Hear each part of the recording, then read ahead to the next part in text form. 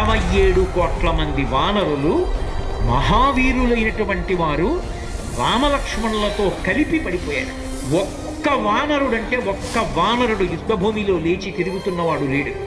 ఇంద్రజిత్ శక్తి తెలుసు కాబట్టి విభీషణుడు వెళ్ళిపోయాడు, దొరకలేదు. స్వామి హనుమ ఏ అస్త్రము చేత బంధింపబడరు కాబట్టి హనుమ ఒక్కరే ఉన్నారు. అందరిలో పెద్దవాడు, బ్రహ్మ యొక్క అంశలో వచ్చినవాడు జాంబవంతుడు నేల మీద పడిపోయి ఉన్నాడు.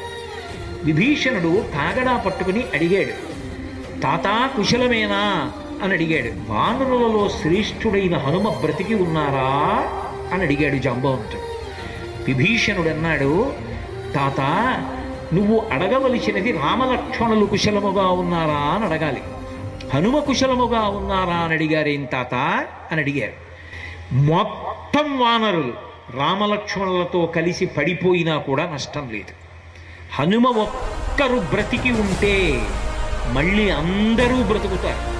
అందరూ బ్రతికి ఉన్నా హనుమ ఒక్కరు పడిపోతే బ్రతికి ఉన్న వీళ్ళందరూ పడిపోతారు. అందుకే నేను హనుమ బ్రతికి ఉన్నారా అని అడుగుతున్నాను. వంగి జాంబవంతుడి పాదములు పట్టుకుని తాతా హనుమ నీ కుశలం అడుగుతున్నాడు, నమస్కరించుతున్నాడు అన్నాడు. కైలాసము పక్కన వృషభము అనబడేటటువంటి పర్వతం ఉంది. అక్కడ పరమశివుడు తన యొక్క త్రిశూలాన్ని ధనస్సుని నిలబెడతాడు. అక్కడే ఆదిశేషుడు ఉంటాడు. 2 పర్వతముల మధ్యలో ఓషధీ పర్వతం ఉంది. ఆ ఓషధీ పర్వతంలో 4 ఓషధులు ఉన్నాయి.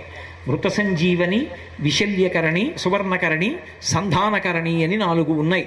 ఆ 4 ఓషధులు తీసుకురావాలి. నువ్వు వెంటనే ఆ ఓషధులు తీసుకొస్తే వానరులు బ్రతుకుతారు.